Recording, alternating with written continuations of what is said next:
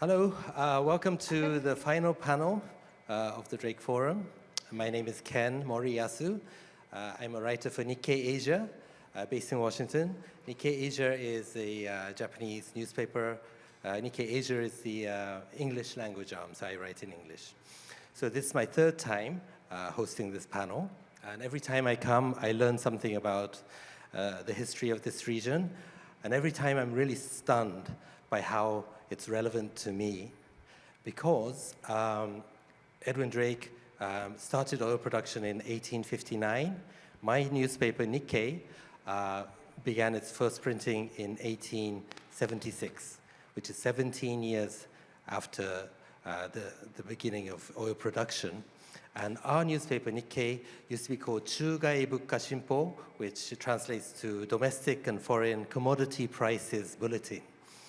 It was issued by a trading house called Mitsui. It was an in-house bulletin, but it had the commodity prices of around the world. And in the first edition, December 2nd, 1876, there is a section that talks about oil prices.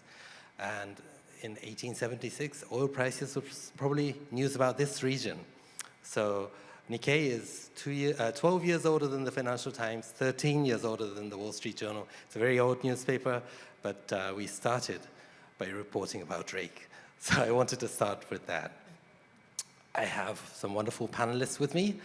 Ambassador Jim Jeffrey, former ambassador to Albania, Iraq, and Turkey, now at the Washington Institute. Professor Brenda Shaffer of the Naval Postgraduate School, and a consultant to many companies, a world leading expert on the Caspian region, and Juhani Platt, formerly at the State Department, now with a brand new consulting firm called the Meridian Bridge Consulting.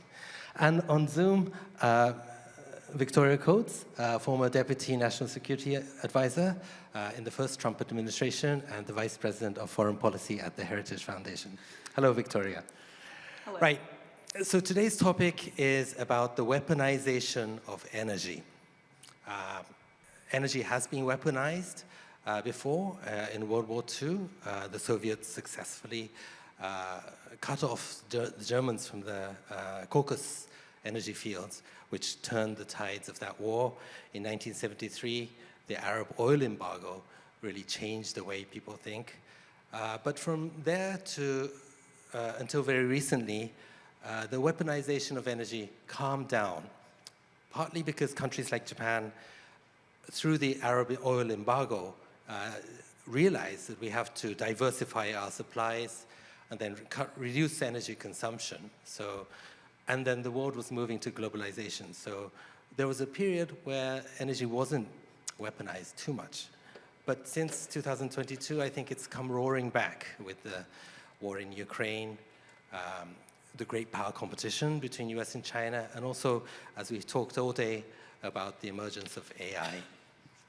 So there are three topics of the weaponization of energy that I want to talk about today. First is President Trump's pressure on countries not to buy Russian oil to try to end the Ukraine war. That's number one. Number two, President Trump's efforts to import LNG to countries like Japan, South Korea, India, Taiwan, to make America the world's dominant supplier of natural energy, and whether countries would choose to import American energy regardless of market fundamentals, or does it come to market fundamentals at the very end? And thirdly, the last topic is China's dominance on critical minerals. Why did we get here, and what could we do about it? So first, I want to start with Victoria. I would like to ask what President Trump is trying to do in his efforts to end the Ukraine war, and how he has pressured India and Turkey, the second and third largest importers of Russian oil, maybe not so much China, the top importer. What's the calculation there? So Victoria, if you could take that. Well, thank you, Ken, and it's wonderful to see you all. I'm heartbroken not to be out at Drake this year, especially given those beautiful visuals that you've set up, Andrew. The conference looks absolutely fantastic, and we will for sure be there next year. But it's a fascinating question, Ken. The issue is, yes, indeed, India and Turkey. Well, put China to the side for a moment, but the thing that I think is really driving the president right now, even more than those two, is the fact that Europe imported more energy from Russia in 2024 than they ever had before.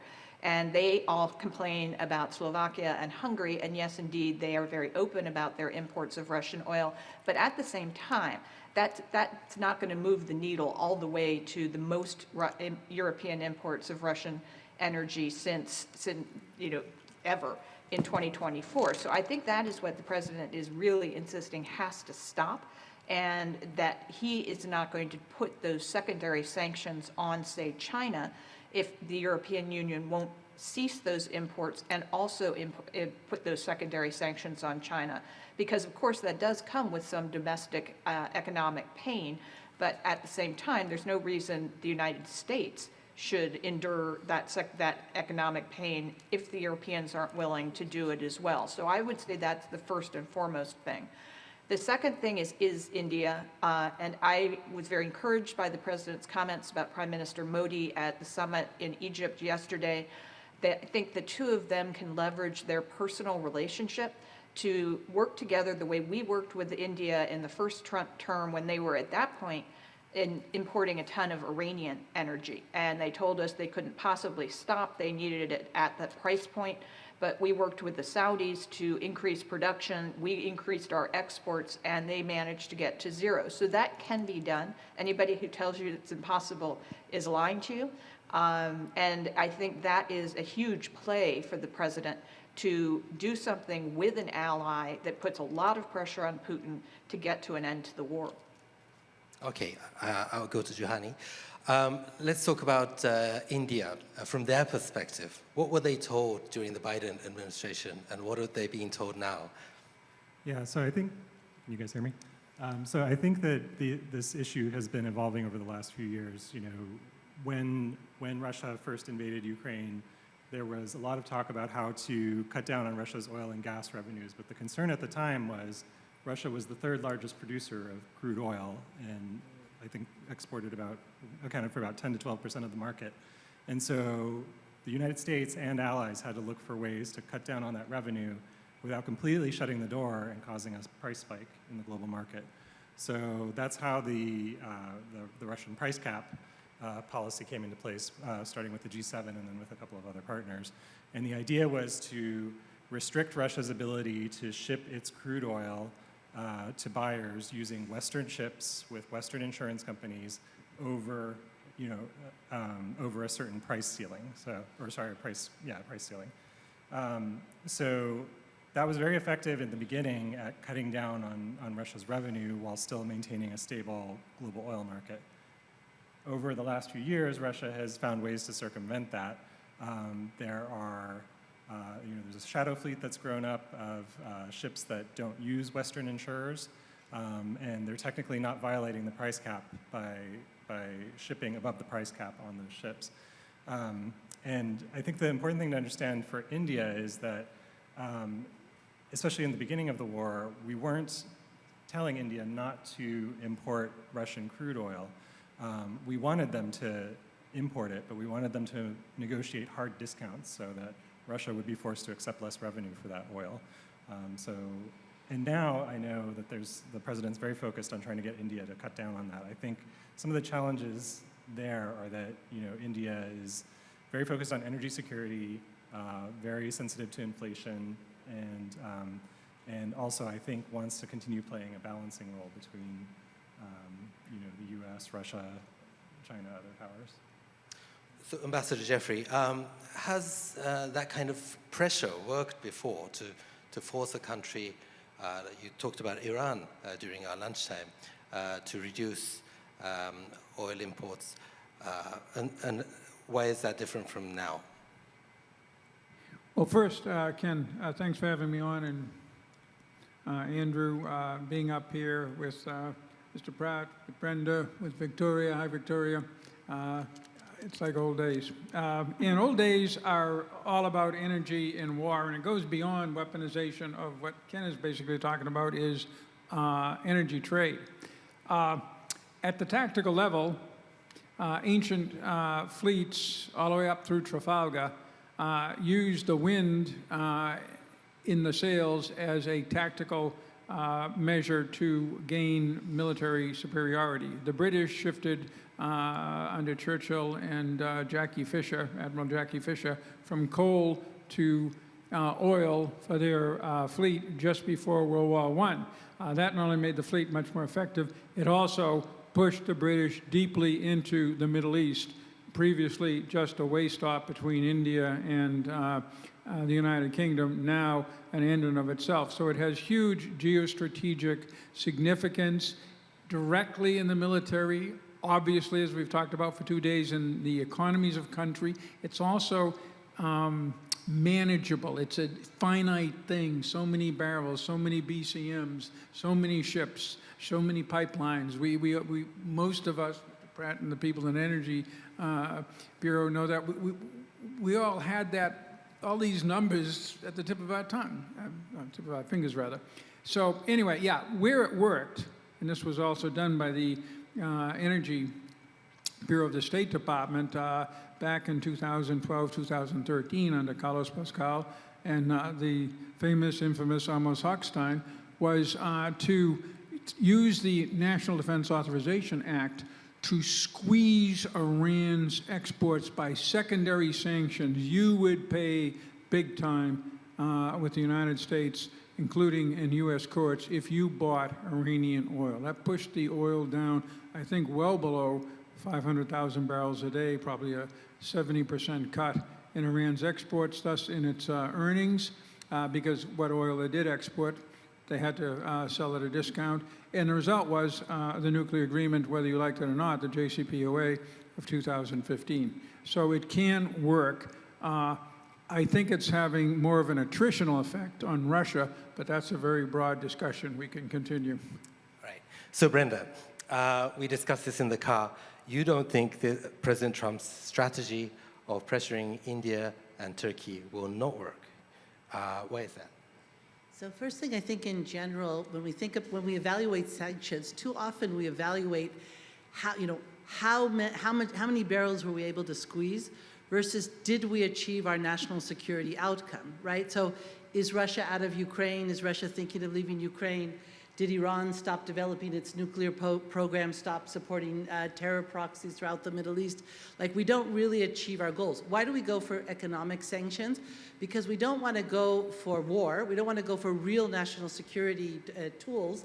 So we go for sanctions because it's almost cost-free. It's something we could say to our constituents, we're doing something, we're taking action, we can make speeches, right? But we rarely evaluate it in terms of the foreign policy outcomes. I agree with Ambassador Jeffrey that getting Iran this did have influence on getting Iran to a deal, but the deal didn't necessarily stop, or evidently did not stop its nuclear program, and certainly, and it wasn't even a condition of the deal that it would stop its support for terror proxies. That's a different issue. We're talking here about using policy to squeeze trade to get results. Whether the results are good or not is an important, but I think separate question. The point is the oil weapon worked in that case. Right. So I mean, I think that we just need to expand our toolbox in terms of national security. Sanctions should be, very selective. And then going to the bigger idea of, taking the model of Iran as maybe a model for Russia. With Iran, it was the period of time when we were sanctioning Iran was at the height of the growth of the U.S. shale. U.S. shale was able to respond, so if there was market demand because Iranian oil was going off the market, was able to respond quickly. We can't take off 10% of the world's oil, take off Russian oil and not have, catastrophic economic implications. So it's really, it's not an option. What have we done through doing this oil cap is that, okay, one, we've legitimized oil trade with Russia. So you're saying, like, we're telling India, sure, buy it, but buy it only at a price that we say. And what we've done, it's almost like Russia and China and Iran's dream, is one, we're having Russia and Iran give cheap oil to China, so we're helping the Chinese economy through our sanctions. And we've pushed them together inadvertently to have a sanctions-free, like you said, trading system, shipping system, insurance system, you know, and so that really cemented this new alliance between Russia, China, Iran, and North Korea. And again, it wasn't our goal to provide cheap oil to China, but that's what we did with all the economic implications. So let's talk about what it means for Russia. You talked about sanctions-free, but if indeed India and Turkey do reduce the purchase of Russian oil, doesn't that hurt Russia? Doesn't that impede its ability to continue the war in Ukraine? I mean, I think it's, you know, very similar to, let's say, take the case of Iran, you know, where you can have, Iran can't keep the lights on, has frequent blackouts. In mid-October, around now, Tehran is basically at a no water level for Tehran, right? Despite all those conditions, they always have money for the Houthis, for Gaza, so I don't think, I mean, we don't see any signs that because of declining revenue that Russia saw any reason to pull out of Ukraine or stop the war. It will have to be when there's a whole different set of incentives. What about China? You said yesterday that even if India and Turkey reduced its purchases, China would just buy it out. Right, so it's like just another mechanism to get cheap oil to China, which obviously isn't our goal if we see we're in strategic competition. So China has to be in the discussions. I mean, I don't know if China has to be in the discussion. Trump has to pressure China just as much as he does. But it's not going to happen. Why is that? I mean, again, going back to essentially, if you have secondary sanctions on buyers of Russian oil, even if it's just by saying either do this or you'll get tariffs, or because there's explicit sanctions, we can't take off 10% of global oil and not have a price spike that's tremendous, that would, you know, kick the whole world into a whole thing beyond I mean, an global economic crisis. You talked about that during lunch, that energy can be weaponized, but weapons can go after the energy as well. Tell us about how the double-edged sword kicks in. Right? What? The double-edged sword of trying to sanction. Yeah, though Brenda did it better than me. Okay. In that if you take somebody's energy off the market, if you reduce the price they get for it, that's the sweet spot, because then you don't have an impact on total oil in the market, but you have an impact on what they're earning, which is whether you want to get them to make a specific decision or just make them weaker, that helps. But if you're actually trying to take oil off the market, then you're faced with the fact that supply and demand, it's a fungible quantity, it's a global market, and so as we've heard, you take 10% off. What did you say, Brenda? It sends prices through the roof? Yeah. Yeah, so that's the double-edged sword, period. But Juhani, you were handling American export of energy in the State Department. What is the situation of the global oil market now compared to when Putin decided to invade Russia in 2022? I mean, I think we have much more diversity of suppliers now, and supply is going up. The EIA is forecasted, you know, increased levels that it's going to put downward pressure on prices next year. But Russia is still a significant producer, so, you know, I don't think we can look at options to completely take that supply off the market. But you do have new suppliers like Guyana, Brazil, others that have come online, and of course the U.S. is producing a lot. So Victoria, let's talk about Saudi Arabia, which is a key player here. If Trump wants countries like India and Turkey to move away from Russian oil, the expectation would be that Saudi Arabia would come and fill in that gap. Do you think Saudi Arabia is willing to do that? Well, I've always been one who thinks it's time to put the AM back in Aramco, and I think the energy coordination between Saudi Arabia and the United States is critical because, you know, the big three producers are the United States, Saudi Arabia, and Russia, and if Russia isn't playing ball, which obviously they're not, then that relationship between us and the Saudis becomes critical, and that's, as I was saying before, what we leveraged in 2018 and 2019 when we were able to get India entirely off of Iranian imports. And we even helped China. They still cheated, but it was kind of de minimis. They're cheating so brazenly now and importing so much both Russian and Iranian energy because they didn't fear during the previous administration significant reprisals. And that's something that, yes, President Trump is working on, but it takes time. And as you say, you have to do that process and work with the Saudis. Don't just demand that they turn the spigot and increase. You work with them, figure out who needs what degree of crude, and then also figure out, how they can increase production in a way that's consistent with their economy and their goals as well. So I think that is much more likely to happen now. Obviously, the relationships between the Trump administration and Riyadh are very strong and warm. And so I think that when they see us increasing our production as well, and I believe EIA had our oil production in July at the highest level ever. So when they see us doing it, they're more likely to do it as well. So again, it's a process, Ken. It's not going to happen overnight, but it is possible. We've done it before. Yeah, so Victoria, let's stay on the topic of Saudi Arabia and what their mood is like in terms of cooperating with the US. So I feel this Drake Energy Conference, every time we convene, there's something happening in the Middle East. In 2023, the Drake Conference started on October 9th, 2 days after October 7th.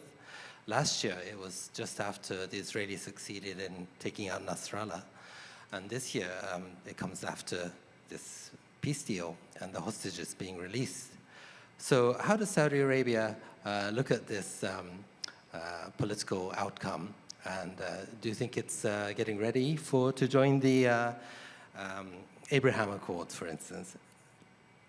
Well, I do think they're playing a critical role here, and it's a little bit behind the scenes in that, the countries that have already joined the Accords, of course, are Bahrain and UAE and Morocco, not Saudi. But, it's very difficult for me to see even UAE, but particularly Bahrain, joining the Abraham Accords if they were not done in coordination with Riyadh, and that the Saudis were perfectly comfortable with that development and, very comfortable with things that we've discussed at the forum before.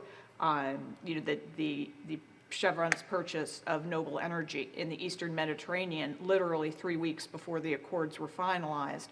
That simply doesn't happen unless the Saudis sign off, because there's no way, Chevron is going to expose its business with Kuwait and Saudi Arabia for the sake of Naval Energy, which of course is a wonderful company, but a drop in the bucket compared to their business with Saudi Arabia and Kuwait, and of course Naval controls the Israeli Eastern Mediterranean gas fields. So that decision has already been made, in my opinion.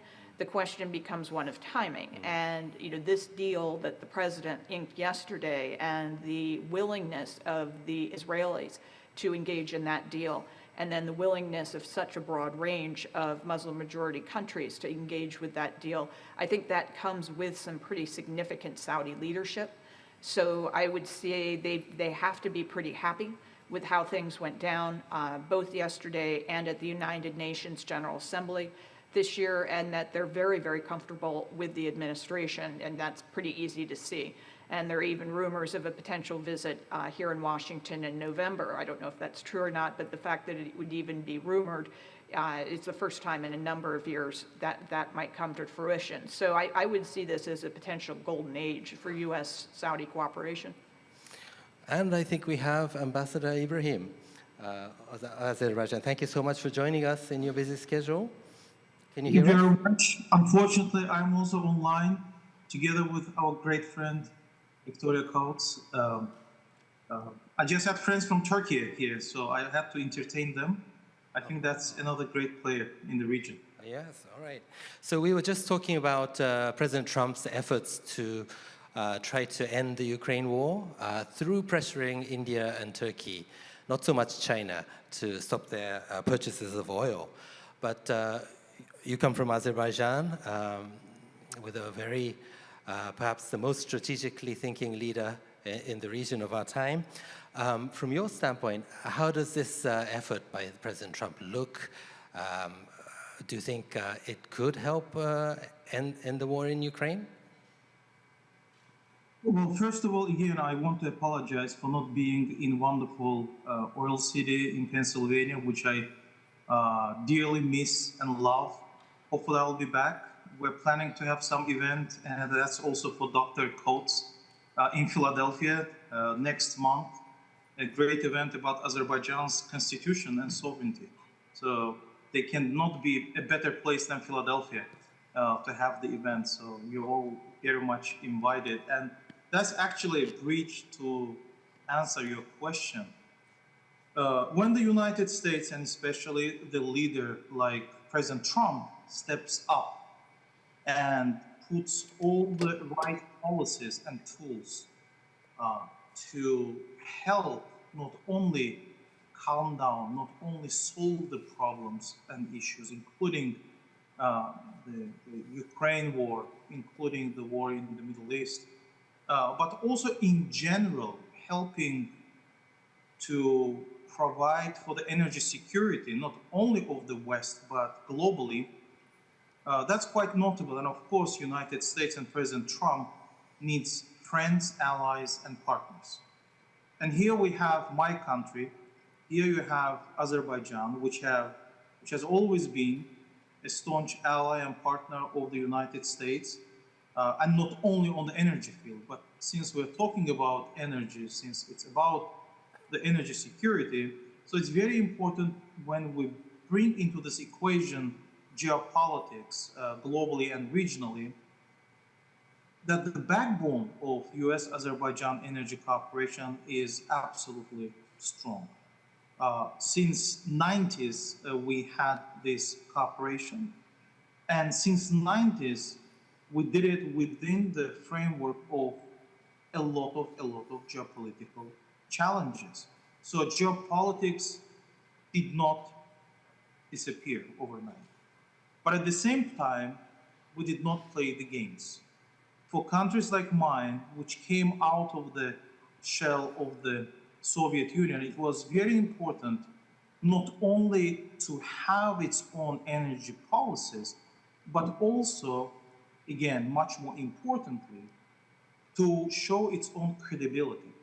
And that's why for the last 30 years, and I see that we have Brenda Shaffer there and some other friends who know much deeper and much more in details all the things, but I think the biggest outcome of this cooperation is that Azerbaijan came out as a reliable partner, which never renegotiated any deals we had, even though we could have, even though we had some issues, but we thought that partnership, alliance, and friendship is much more important than extra revenue.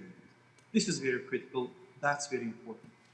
Thank you very much. So we did all these grand things, but today, and I want to come to today's realities, when we're working with the US government on energy security, again, we're coming from that heritage, and that's great that we're having Heritage Foundation here, but at the same time, we look into future, how to work with the United States in every direction to help the United States on energy security.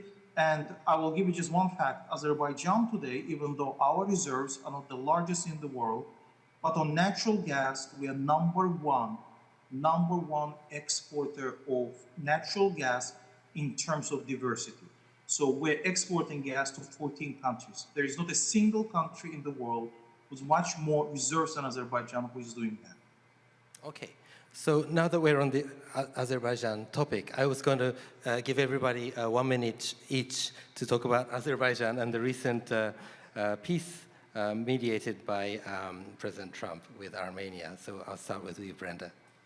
So, yeah, the peace declaration between Armenia and Azerbaijan that was signed at the White House in, I believe, August 8th or early first week of August, it's really fundamental. But I think it reflects actually very old principles of geopolitics. So for 27 years, 20% of Azerbaijan's territories were under Armenia's occupation. Armenia was supported by Russia and Iran, and so it had a sort of a deterrence. After 27 years of diplomacy, second track, conferences, meetings, basically Azerbaijan went and retook its territories. The minute there was no more territorial dispute, there was really you don't need a long peace process, you don't need a lot of meetings. The issue was actually, ended. And I think this is really important for a lot of conflicts where we really like to it's easier just to kick the can down and talk, and everything's about process.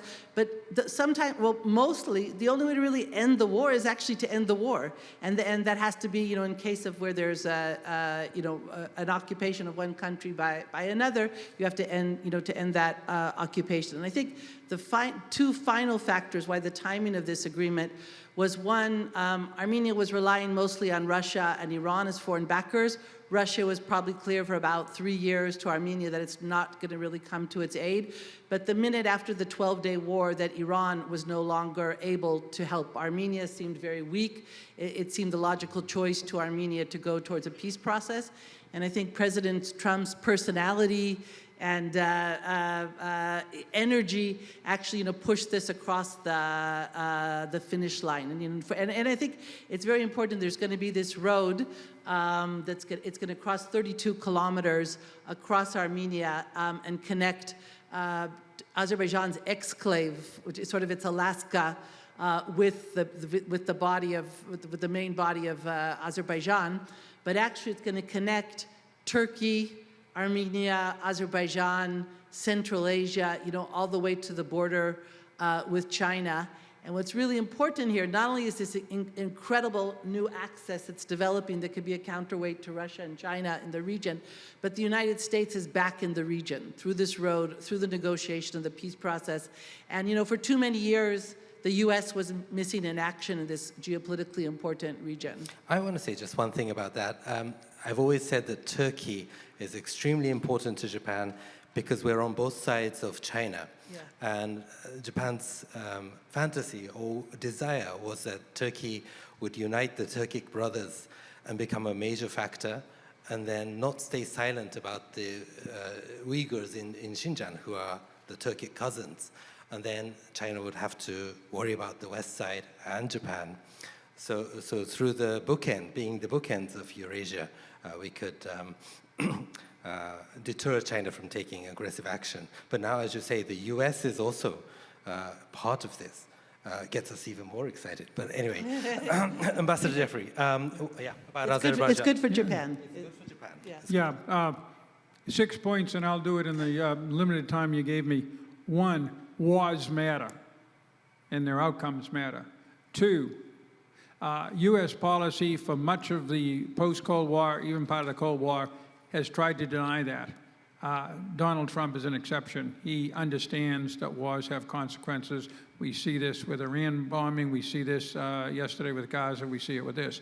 3, the bad actors, because of war and the fact they haven't done well in them, Iran being bombed to hell by us and the Israelis and having their proxies one after the other taken down, and Russia tied up in a war that's a war of attrition and a frozen conflict with a country 1/4 of its size, don't really look like good power players or potential allies and protectors for either Azerbaijan or Armenia.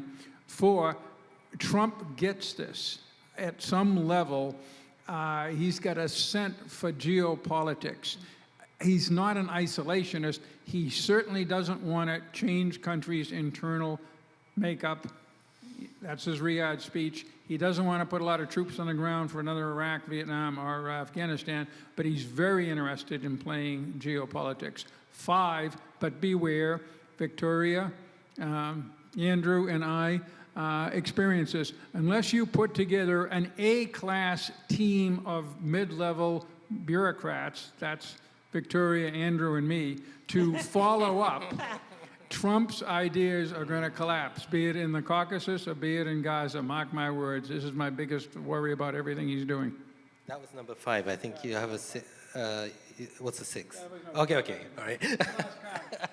So Juhani, your turn. Yeah, maybe turning back to energy, while we have Ambassador Ibrahim on, I would maybe highlight the critical role that Azerbaijan has played in Europe's energy security. So while I was working at our embassy in Greece, that was when the last leg of the Southern Gas Corridor was completed, which was the result of 20 years of diplomatic effort and governments in the region working with industry to get that pipeline finished. And it was there just in time because then in spring of 2022, Russia started turning off the spigot of natural gas to Bulgaria and southeastern Europe, and having that extra gas coming in from Azerbaijan was critical for Greece, in addition to US LNG, to be able to provide alternative supplies to Bulgaria during that time of crisis.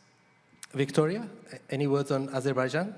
Yes, just to sort of wrap up and riff a little bit off what Juhani was just saying, seeing President Aliyev at that summit yesterday in Sharm el-Sheikh really struck me because I was thinking about the collective energy might represented in that room. Saudi Arabia, UAE, Kuwait, Qatar, Azerbaijan, under the United States' leadership. That's not something Russia or China can produce or even begin to offer the developing world. And so, as we go forward and we go into our bright, shiny AI world and all of the energy needs that are attendant upon that, we have to be mindful of making sure the developing world is adequately supplied with dense, reasonably priced energy to produce the power required. And I think Azerbaijan can play a key role on that, not limited to, but perhaps focused on developing countries in Southeast Asia and Central Asia. I think this is just a critically important element. So as I said, delighted to see the president there yesterday. Very interesting. Ambassador Ibrahim, while we have you, do you have words on the things we just said about Azerbaijan? Yeah, first of all, I want to say that on the 6 points of Ambassador Jeffries, who is the Dean of Ambassadors probably, I actually took my notes, what you said about the need for top bureaucrats to implement what the President Trump wants to channel.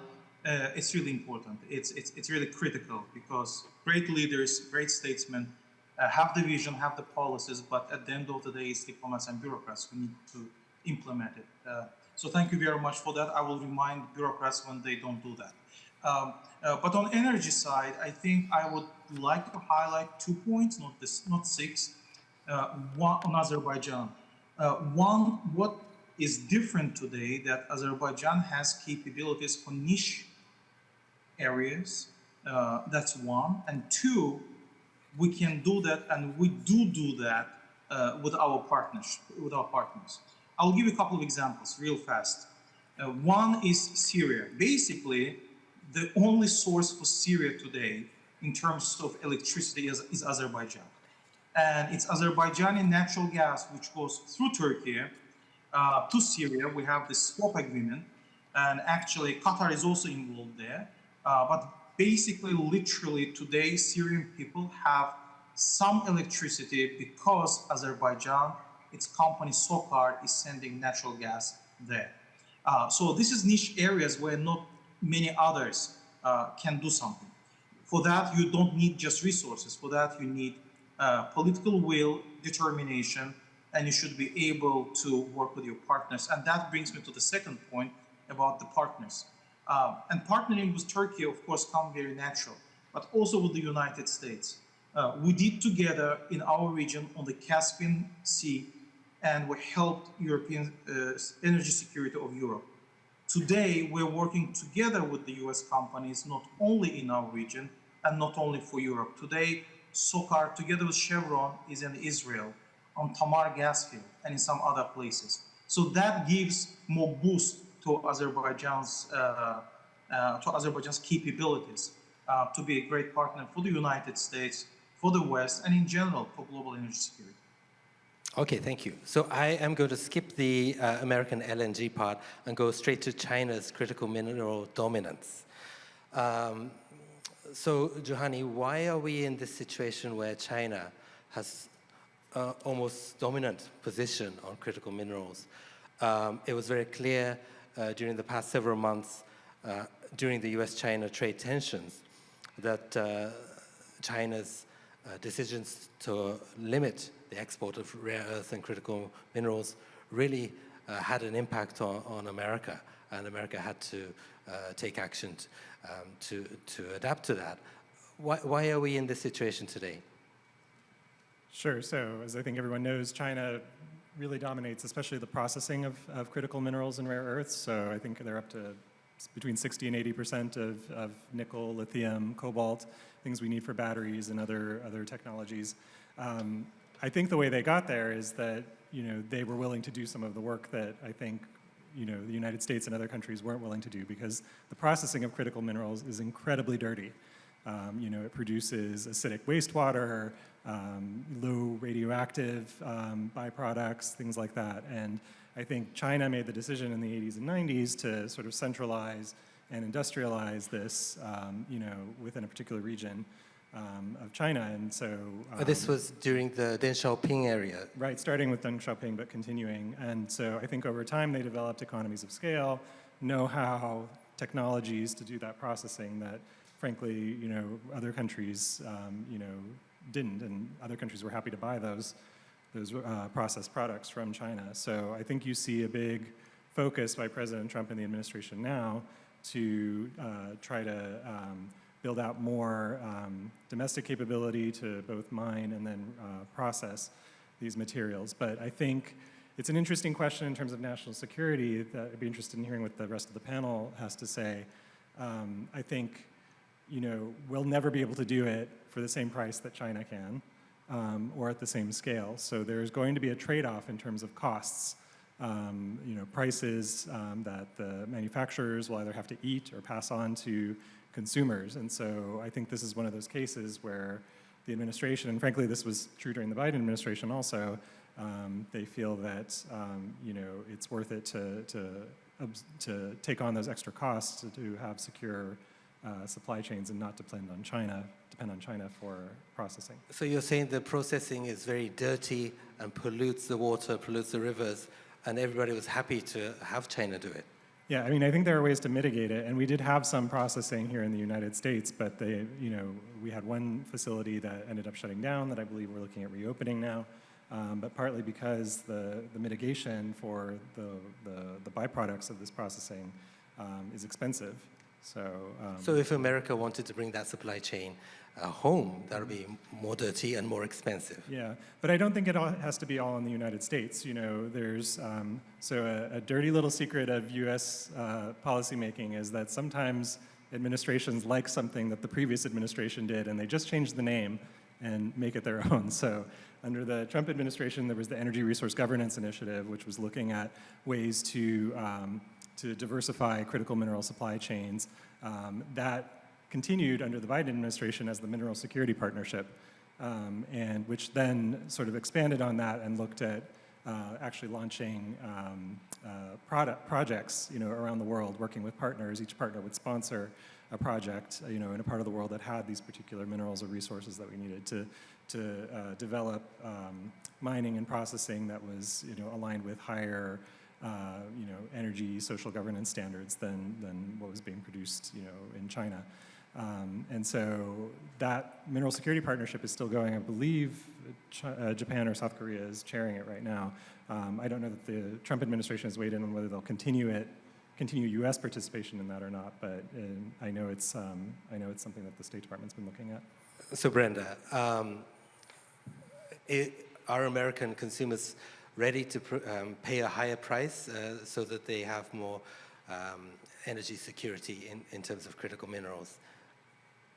So for a number of reasons that you just mentioned here, I think we need to, instead of trying to compete with China on critical minerals, because we'll never succeed, and you can't have a market where you pay more for a commodity in one place than another. That's not a successful way to run an economy.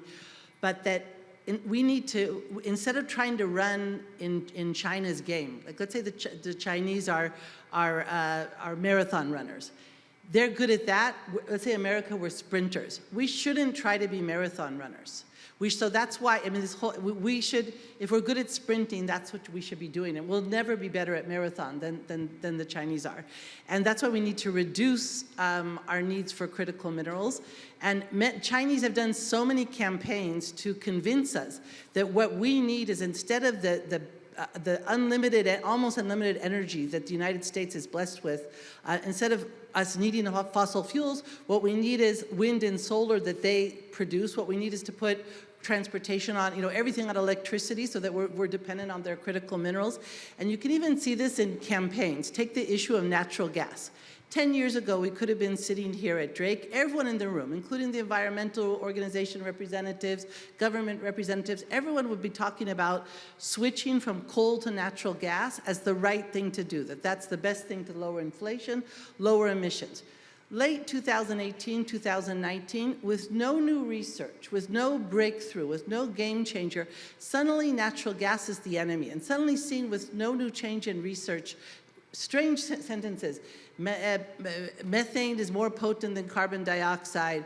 Methane is 84 times more potent than carbon, 84, not 80 or 85, 84 times more potent than carbon dioxide. And things that are really without any research. At the same time, it's also when China learned it couldn't frack. And it had a problem because it's one thing if the United States is the strongest military in the world. It's another thing if the US has the strongest innovation in science. But if the United States, because of cheap energy, became the manufacturing capital of the world, that's really dangerous. And suddenly at this point, China together, pours lots of funds into environmental organizations, other international organizations, and overnight natural gas becomes the enemy. And we need instead to buy their EVs, to buy their hardware for solar and wind. So I think we need to be very careful about what the assumptions are. When things benefit China, there might be a hidden agenda that really isn't about climate or isn't about the environment. So I want to go to Victoria about dependence on China. What is the debate at Heritage about the dangers of being too dependent on Chinese critical minerals and rare earth elements? Well, it's robust, and I'd like to start by thoroughly endorsing my friend Professor Shaffer's remarks. They were extremely, I think, well taken and important, particularly for the region where you all sit. And to the rare earths issue, I don't think it's an accident that China threatened their most recent restriction of exports of processed rare minerals, because we have about a 6-week stockpile.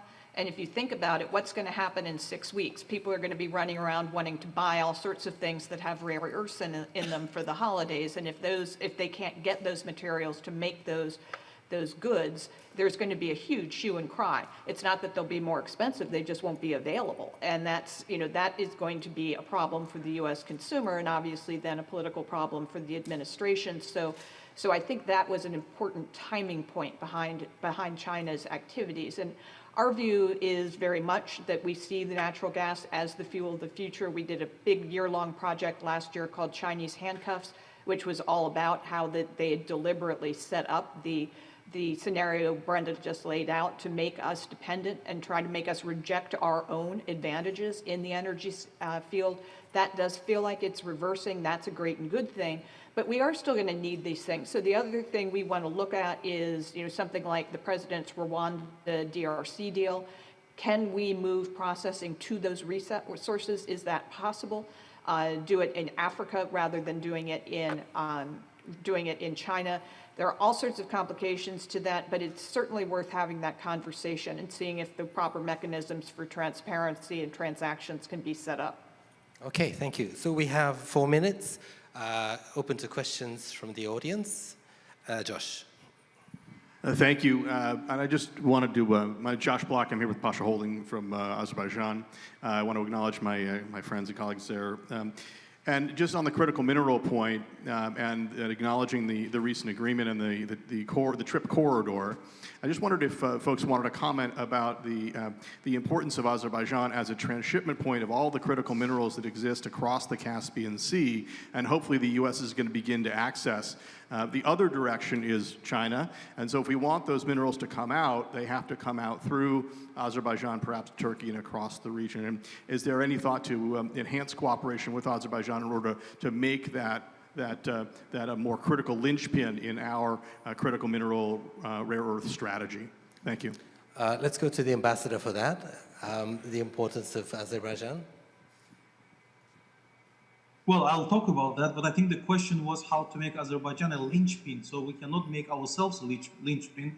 Somebody needs to step up, and probably the United States. But anyways, I'll try to answer since I'm basically, it's my second home here, so I can speak on behalf of the United States maybe already. Look, TRIP, it's, of course, it's road. It has the name of the president. Having the name of President Trump by itself gives a lot of boost to this road, but also because of the name, which is for peace and prosperity, also gives it a different connotation and different scope. The sky is the limit, I think. It can embrace everything. Being a linchpin, but linchpin for what is critical question to answer. And here we're talking about railroad, we're talking about highways, potentially pipelines, potentially grids, you name it. So yes, it can be, and probably it will be, the transit route for the critical minerals, but at the same time, for many other things. Yes, of course, we're talking about fossil fuel here, we're talking about natural gas. This is very important. If we're having pipeline, natural gas can be transported too. But at the same time, why not to have all this excess electricity, which we have and will be having in Azerbaijan and beyond, to transport over this TRIP corridor.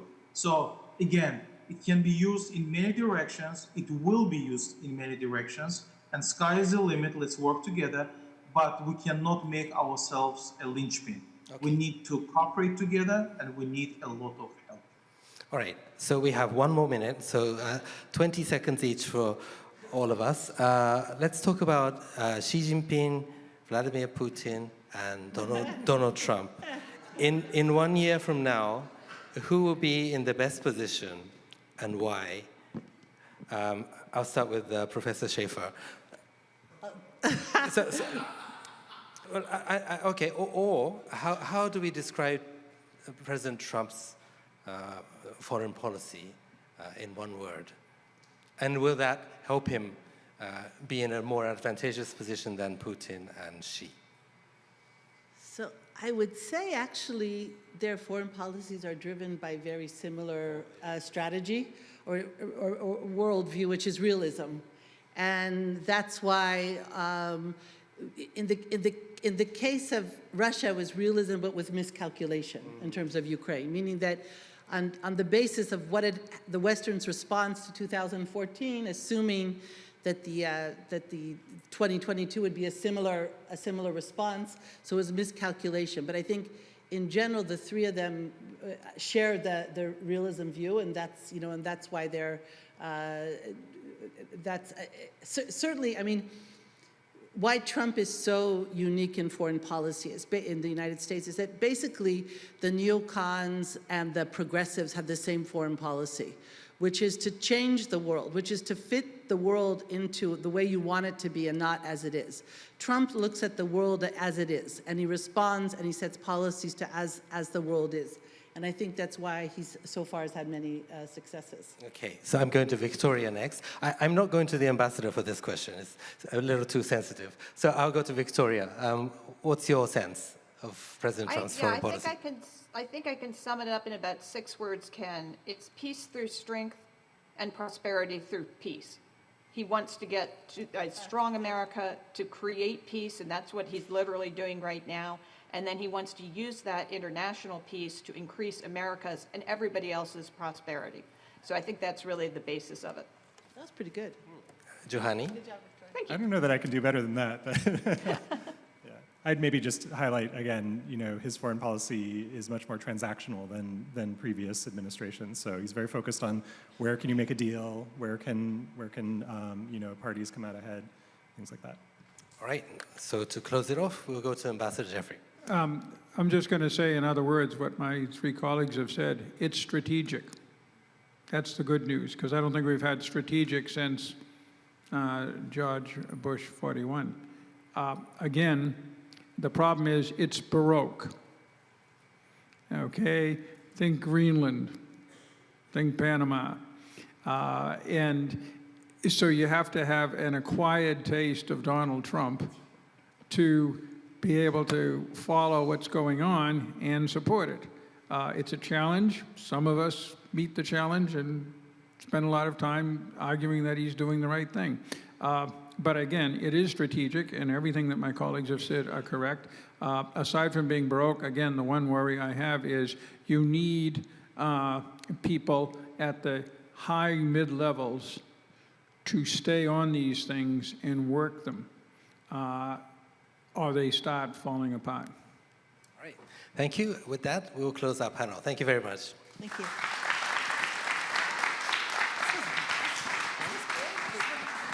Excellent presentations. Thank you, colleagues. It's always great to be here with you. I'm just going to hand things over to the Drake Dialogue's chair, Stephen Burns, for his comments, and then mine, and we'll adjourn to the party. Okay, Andrew always puts me in the unenviable position of being between you and lunch or you and a cocktail hour. So I just want to be really quick. I want to thank you all for your sitting through a long day of conversation and presentations today. The panelists and those of us that tried to put the panels together for you are principally volunteer labor.